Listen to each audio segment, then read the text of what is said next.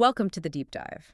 We take your sources, we explore them, and really try to unearth the knowledge that matters to you. Yeah, getting right into it. So today I want you to picture something really familiar, a rainbow. Beautiful, right? Everyone knows them. Absolutely, just stunning. And we know the science, light, water droplets, physics. The standard explanation. But what if there's more?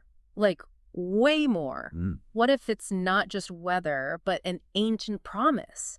Something deep, something that actually speaks to us even today. Okay, I'm intrigued. Where are we going with this? That's what this deep dive is about. We're looking at Genesis 9, verses 10 to 15. The flood narrative aftermath. Exactly. And we're drawing insights from a panel discussion called The Rainbow Covenant, God's Inclusive Promise. Sounds good. So what's the mission here? The mission is to unpack this ancient text, to see why this rainbow covenant is, well, so much more than history. More than just a story about Noah. Right. It's been called a peace treaty for the whole of creation. That's a strong phrase. It is. And it has powerful implications for us now. So let's dive in. Let's do it. Okay, let's unpack this then.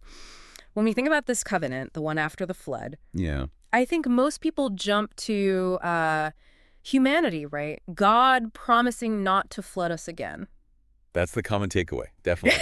A promise to people. It feels personal that way. But the sources we looked at, they really push for a broader view. Yeah. This is where it gets really interesting. So what is it? What's the most sort of profound part of that bigger picture? Well, you've really hit on the crucial point.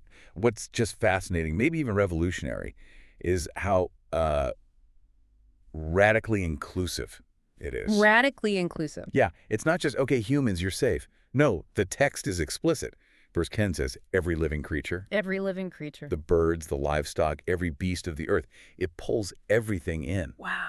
So it's not just God and people. It's like that source said, a peace treaty for the whole of creation. A peace treaty. That's Yeah. quite a concept for everything. It is. It reshapes the whole relationship, not just with humans, but the entire biosphere, That inclusivity alone is kind of staggering. I mean, every creature. from the ant to the elephant. And what makes it pop even more, as the sources pointed out, is the timing, the context. Right. What comes just before it? Yeah, this huge promise comes right after that really stark command in verse 6 about avenging human blood. The sanctity of human life. Very intense. Very intense. So you have this strong focus on human justice, and then immediately this incredibly broad universal promise.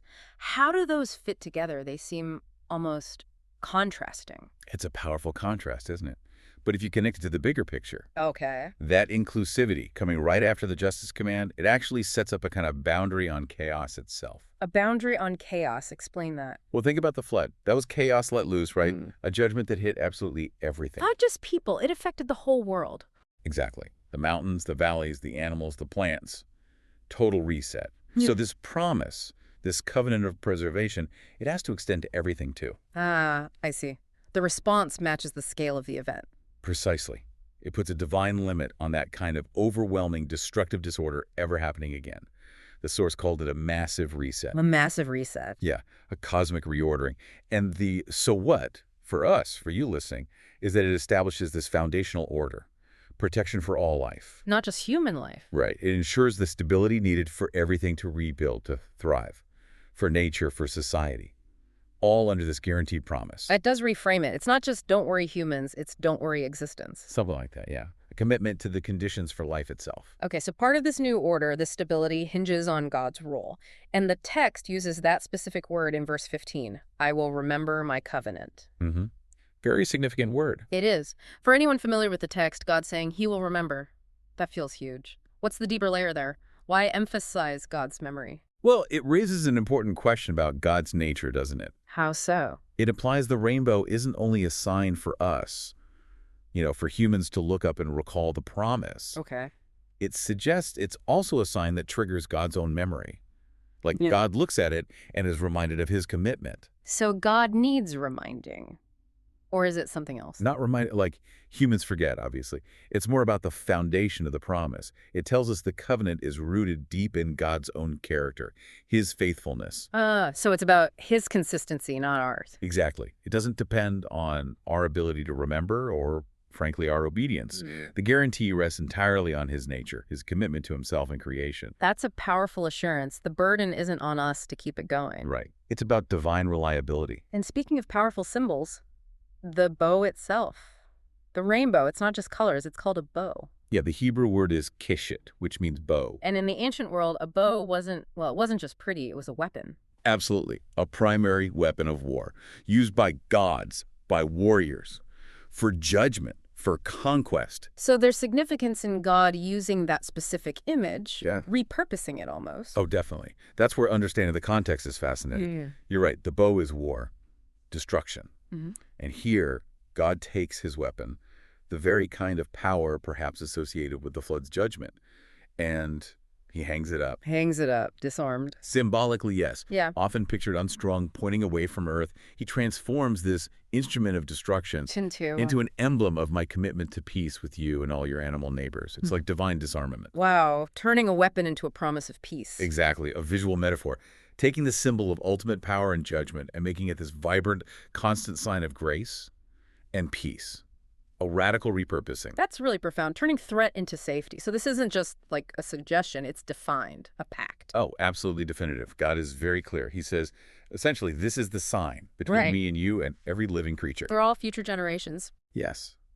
It's not left open to interpretation. It's a defined pact, an unbreakable agreement. And the proof is there, in the sky. The visual proof is woven into the fabric of the atmosphere. It shows up after the rain, after the storm. A constant reminder. A constant physical promise that the storm ends. And it's for all future generations. It reassures us that God has set these boundaries for himself concerning creation. It's incredible to think about that promise, not just conceptually, but imagine being Noah's family. Yeah, stepping out of the ark. After that, the devastation, the fear, the sheer terror and loss. The world they knew was gone, and then they see the first rainbow. Oh, absolutely. Try to put yourself in their shoes. The Yeah. terror of the waters must have been seared into their memory. It haunts the feeling. Total isolation.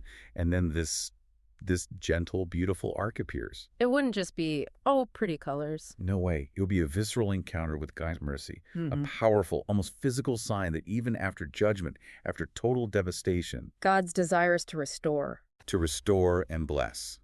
Yeah. For them, it must have been this huge wave of relief. Visible proof the worst was over. That hope was real, guaranteed. Confirmation. He hadn't forgotten them. Right.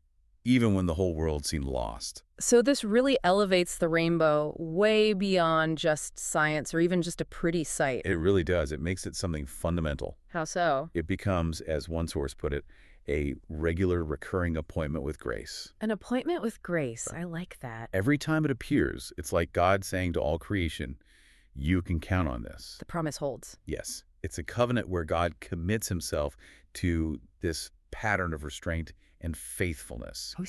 It fundamentally changes how the universe works, in a sense. Governed by promise, not just potential destruction. Exactly. It's this cosmic rhythm of reassurance, appearing right after the storm, the very thing that might cause fear. A regular, recurring appointment with grace. That is a beautiful thought. It changes how you might see the next one. Definitely makes you stop and think. So bringing this ancient insight, this huge promise, into our world now, how does it speak to, the anxieties we all face? Global stuff, personal stuff. That's the crucial connection, isn't it? If we look at the bigger picture, Yeah.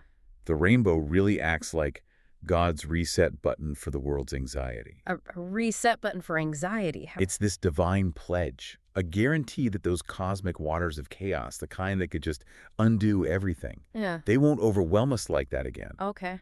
And that assurance, that basic stability is what allows life to even function. It's why we can build societies, farm the land, raise families. We do it under the shelter of this promise. Exactly. It's the invisible foundation for long-term hope, for all of existence. Yeah. It lets us plan, build, live with a fundamental trust that the world won't just be unmade. That the basic conditions for life will hold. Yes.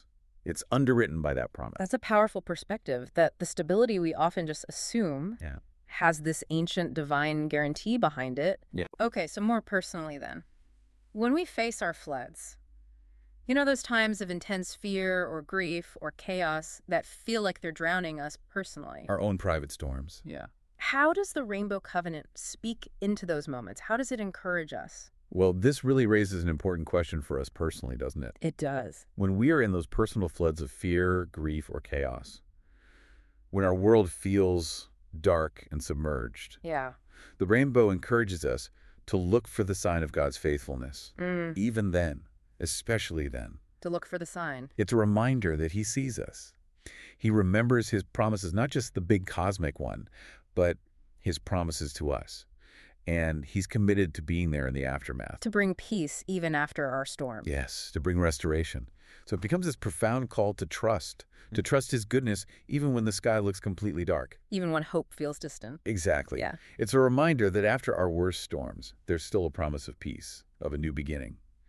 We're invited to actively look for those signs of his presence in our own lives. Just like Noah looked to the sky. Precisely. It's a call to trust. So maybe the next time you see a rainbow stretching across the sky, Yeah. perhaps it won't just feel like, beautiful colors or a quick photo op. Maybe not just science. Right. Maybe you'll see it as this profound ancient promise, a promise of cosmic peace, but also personal faithfulness. Stretched across the sky. Just for you, as a reminder. A recurring appointment with grace. Exactly. Thank you for joining us on this deep dive.